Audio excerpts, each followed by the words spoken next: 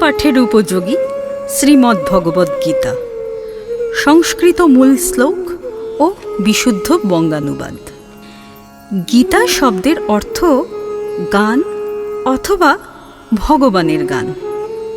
অপরদিকে ভগবৎ এই শব্দটির অর্থ হল পূজনীয়, সম্মানীয়, শ্রদ্ধেয়। এবং ভগবৎ শব্দের অর্থ এভাবেও বলা যেতে পারে যিনি পূজনীয়ের পূজা করেন। ভগবৎ বলতে একটি কৃষ্ণ উপাসনার প্রথাকে বোঝায়। আর ভগবান শব্দটির অর্থ হল যাকে শ্রদ্ধা করা যায় বা যার পূজা করা যায়। মধ্যযুগীয় বাঙালি কবি মালাধর বসু পঞ্চদশ শতাব্দীতে তিনি প্রথম বাংলা ভাষায় ভগবৎ পুরাণ বা ভগবৎ অনুবাদ করেন। অর্থাৎ মালাধর বসুই ভগবতের প্রথম অনুবাদক। চলে আসি মূল শ্লোকে। শ্লোক সংখ্যা 51 থেকে 60।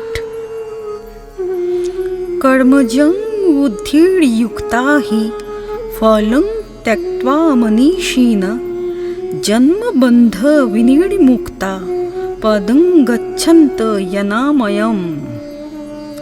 সমত্ব বুদ্ধিযুক্ত জ্ঞানীগণ ঈশ্বরনিষ্ঠ নিষ্কাম বুদ্ধিযুক্ত হইয়া কর্মফল পরিত্যাগপূর্বক দেহবন্ধন হইতে মুক্তিলাভ করিয়া শান্তিময় পরম মোক্ষপদ বা বিষ্ণুপদ লাভ করিয়া থাকেন।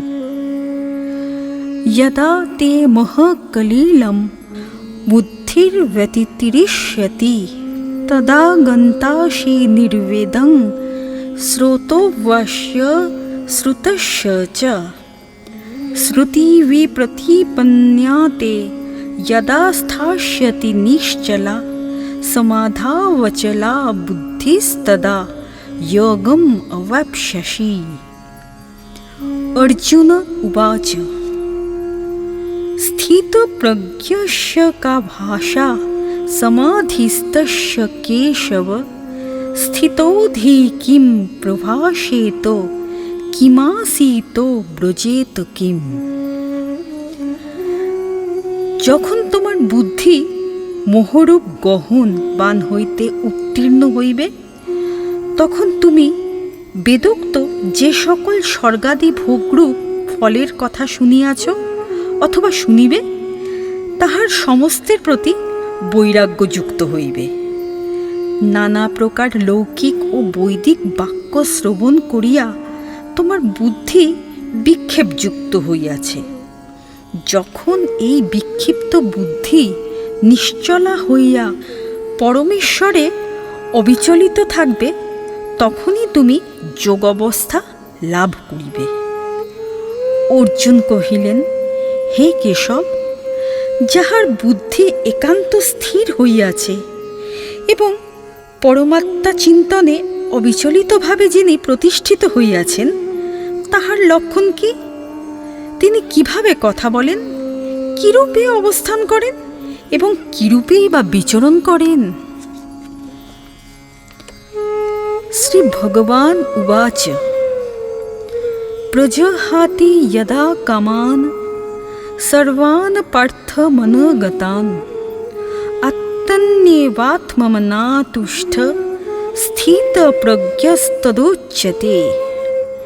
দুঃখেষু দিগ্নৌ মনা সুখেষু বিগত স্পৃহ বিতরাগ ভয় ক্রোধ স্থিতধি মুনিরুচ্যতে।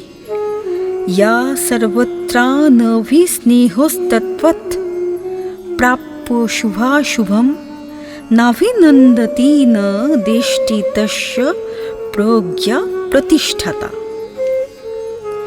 শ্রী ভগবান বলিলেন, হে পার্থ, যখন কেহ মনের সমস্ত কামনা বর্জন করিয়া আপনাতেই আপনি তুষ্ট থাকেন, তখনই তাহাকে স্থিতপ্রজ্ঞ বলা হয়।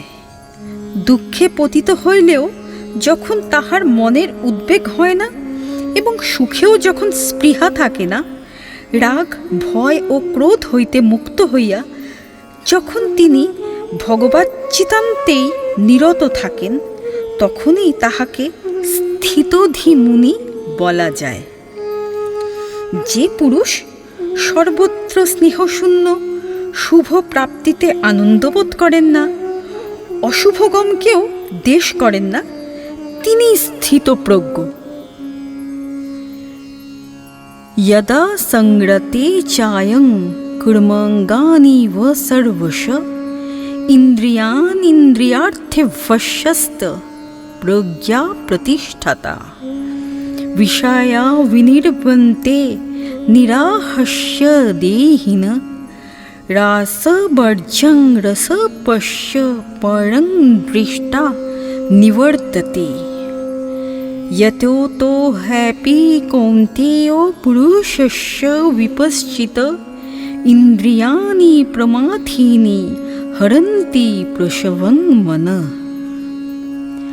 কচ্ছপ যেমন আপন অঙ্গ সকলকে নিজ দেহ মধ্যে সংকুচিত করিয়া লয়, তদ্রূপ পুরুষ যখন নিজ ইন্দ্রিয় সকলকে রূপ রসাদি ইন্দ্রিয়ের বিষয় হইতে সর্বপ্রকারে প্রত্যাহৃত করেন, তখনই তাহাকে স্থিতপ্রজ্ঞ বলা হয়।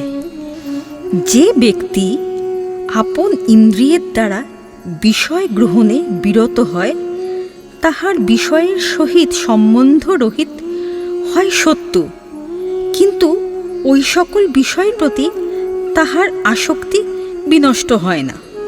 কিন্তু স্থিতপ্রজ্ঞ পুরুষের ঈশ্বর দর্শনে বিষয়ের প্রতি আসক্তিরও নিবৃত্তি হইয়া যায়। হে কৌন্তেয়, অতি বলবান সকলের পরাভবকারী ইন্দ্রিয়গণ যত্নশীল বিবেকী পুরুষের মনকেও নিশ্চয়ই বলপূর্বক হরণ করে। ধন্যবাদ। শ্রীমদ্ ভগবদ গীতার 2য় অধ্যায় সাংখ্যযোগ, শ্লোক সংখ্যা 51 থেকে 60 সমাপ্ত। পাঠ যদি আপনাদের ভালো লাগে, লাইক, শেয়ার ও চ্যানেলটি সাবস্ক্রাইব করবেন। পরবর্তী সংখ্যায় আপনারা শুনতে পাবেন 61 থেকে 72 শ্লোক সংখ্যা।